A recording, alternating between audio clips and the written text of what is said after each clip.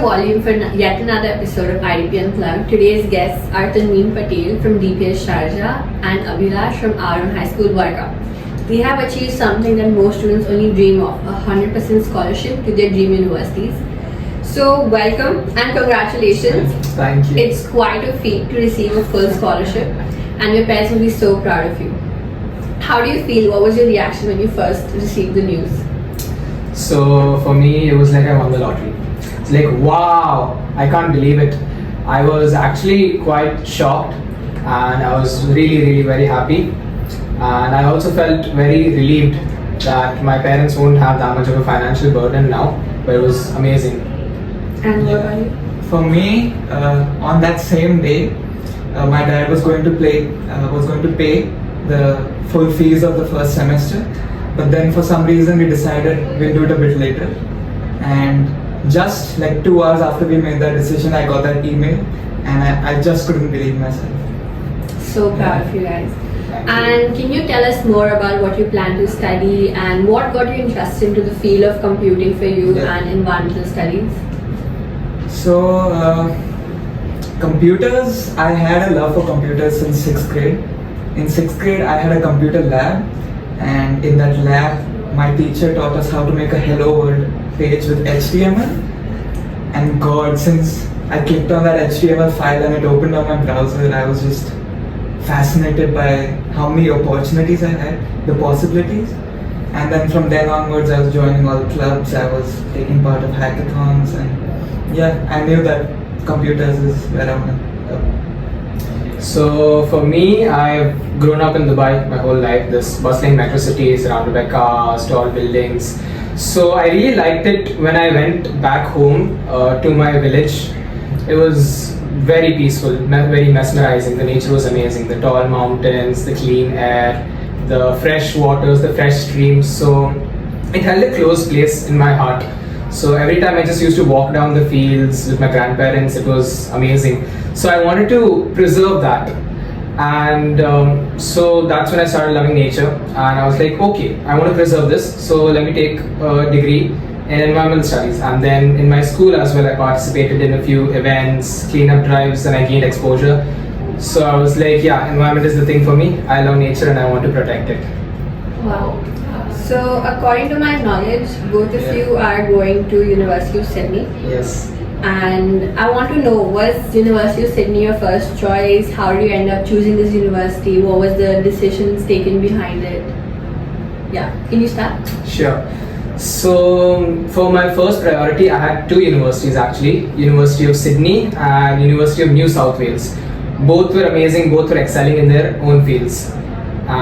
But then I received the 100% scholarship, which was like the cherry on top of the cake. So for me, that's how I was able to select University of Sydney. University of Sydney is also ranked 18th in the world. It has a lot of facilities, it has an amazing faculty, and it excels in research. So I hope to be a part of that community, to learn with them, to go and experience all of that. So that's how I selected the University of Sydney. Of course. So for me, just 4 years ago, my sister was also looking for universities to join, and UCID was her top priority, but she couldn't go there because of the COVID restrictions at that time. So it was like 1 year has to be online, and she didn't want to do that. So she decided against UCID. But since then, UCID was always at the top of our minds. Yeah, so when I was looking for universities to apply, UCID, I had like a predisposition to UCID. And I have to ask, did you expect the 100% scholarship? Like, often when students are applying, they're very scared that they won't get this scholarship because it seems like a far-fetched dream. So what was your motivation behind attempting to apply for the scholarship? Honestly, for me, I had zero expectations of getting it because it's for 20 students, right? Yeah, 20 students globally. Globally. And I'm like, okay, that's going to be tough because there's 60,000 students in UCID. But my thought process was, why not? I'm sitting jobless at home, boards got over. So I'm like, I'll just apply. And good thing that I applied. Good thing. Yeah, so for me as well, I was like, there's so many people out there, there's only 20 scholarships awarded globally. So I'm like, how will I get it? What have I done? But then actually Tanveen got the scholarship, so my counselor gave me a call and she urged me like, you should also apply. Why not just try it out, So I'm like, okay, I'll try it out. And the day she called me, same day I finished the application process for the scholarship, and I was like, okay, I worked hard for it, so I kept hoping. So my advice to everyone out there who are like us, thinking that we might not get the scholarship, just try, give it a try. You never know what doors will open for you. Apply for all scholarships and believe in your hard work. Yeah. And what was the process like? Like, did you have to submit any special documents? Like, what was the whole thing? There were essays, basically. Yeah. I think 2 or 3 essays. Yeah, we had to. That we had to try. Okay. But you guys had very good academic scores. I think you had a 97.4% and you had a 93%. Yes. So with so many activities planned throughout your day, how did you plan all this? Did you do any extracurriculars? What made your application stand out basically? So I think I started building my profile from like 9th or something. So I was always trying to take every single opportunity. I was part of the student council in my school a bunch of times, and I was taking part in hackathons, as I said, to get like the field relevant experience. And on top of that, I was part of the athletic school team, taking part in other competitions and helping organize events. So yeah, I was just doing whatever I enjoyed, trying to build my profile as I went. So yeah, like Tanveen said, the best time to start building your profile is from 9th grade. However, due to COVID and all that, then we had 10th grade board exams for the first time, all that. So I wasn't able to start in 9th or 10th. I started my profile building in 11th grade, and I had my parents to support me. So I was also part of the student council in 11th and in 12th, and I was part of a lot of extracurriculars and competitions in 11th. And it reduced in 12th because I had to focus on academics, obviously, but I continued going for extracurriculars even in 12th. And to manage extracurriculars and studies is quite tough, but you have to plan it out. What I did was I always plan my day ahead. I try to plan my day ahead with a schedule or a timetable. So it helped me keep things in track, because sometimes I don't know where the time goes in extracurriculars, like whole days pass and I'm like, oh no, I didn't study anything today. I try to plan, like I wake up and I'm like, okay, I'll do this thing, then this thing. But usually I can never follow the time. Even during exams. I think that happens to the best of us. Yeah, it's like a trial and error process. Yeah, you just try your best. The whole application process, with SOPs and so many essays, it seems so overwhelming. So can you tell us what the application process looked like for you, and how did you manage to smoothly go through the process without affecting your academics? For me, I applied to USA as well as Australia, and I found the US process far more stressful. It's incredible how stressful it is, how many things they ask you. How many essays? Each university, maybe 3 or 4 essays you have to write. And then even the Common App process it's really frustrating. And in Australia, it was a completely different experience. IDP handled everything for me. And when I say everything, I mean everything. I would just get maybe a mail a week from Poonamma, and she would tell me, okay, we need this from you. I just send that and that's it. Yeah, so there were a lot of forms for Australia as well. I'm like, oh no, this is going to take quite a while. But then IDP helped with all the processes, everything. They helped smoothen everything out. And like Tanveen said, we used to get a mail a week. They just asked for the necessary documents. We used to give the documents and the work was done. All we had to work on was SOPs. Yeah. So yeah, that's it. Otherwise, IDP handled everything. Thank you for everything, IDP. Yeah, actually. Enough about your academics. So I know that you both are under 18, Yes. and I think that there is a different type of accommodation. So can you tell us more about your accommodation option, what you will be deciding in? Alright, so since we're under 18, we have to stay with an approved accommodation provider. So that can either be student accommodation, or there's another option called homestay. So you'll be living with a family at their house.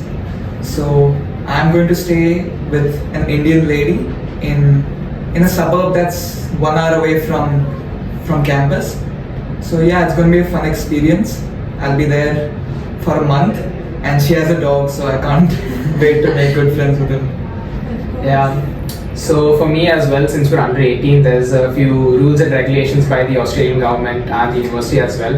So even I've opted for homestay accommodation. I'll be living with a Persian lady. She's quite old, but she's really friendly, and I've had the chance to interact with her. So she showed around her house. She was very welcoming, and she was even ready to learn Indian cuisine for me. She's like, "I'll cook you food if you want." Oh. Yeah, so that was great. So I'm looking forward to meet her. Yeah. Of course. And you both are Gujarati, and you obviously fancy a very good thepla. Are you taking your Gujarati snacks with you? Anything that passes through the Australian customs, I am ready to take. Yeah. And When my sister comes back, my mom makes like 30-40 theplas that last her a Pack them month. and take yeah, Yeah. But this customs might be a problem. yeah. Mm. But the good thing is, I'm learning how to cook, and I've successfully made an edible thepla. I'm so proud of myself. Good job, guys. But nothing's gonna taste better than my mom's Of course, but like, we have to survive. survive. Yeah, Survive. Exactly. And you guys are leaving this month. Are you packing? How's the shopping coming along? We've heard that the weather reaches as low as 8 degrees in the Australian winters. Are you ready for that? Leaving the desert landscape and going to Yeah. such cold areas? Yeah, I mean, for me, it's not that much of a problem because back in my village in winter, the temperatures reach around the same, like 10-12 degrees. So I'm prepared. I've lived through that, and I'm mentally prepared, and I've done a lot of shopping, especially winter clothes. So yeah, I'm prepared. Yeah, I also began shopping like a few weeks ago. I got few jackets, hoodies. So yeah. Heavy duty jackets. Yeah, I really like Exactly. jackets. And one thing about Australia is that people prefer their culture of biking or walking to places. They have a very good footpath system over there. So which is very different from UAE. So how do you feel about that? Like, you're gonna start taking the public transport. I'm actually looking forward to it. Firstly, because walking, cycling, both is good for my health, and secondly, because I'm an environmental guy, I would definitely prefer these methods over cars and transportation like that. It's environmental friendly. So yeah, I'm looking forward to this. And I've loved cycling. Like I cycle here a lot as well. So being able to do that as like an actual commute option, having that as a commute option, it's gonna be great. of course, and any other aspects of Australian culture that you're looking forward to?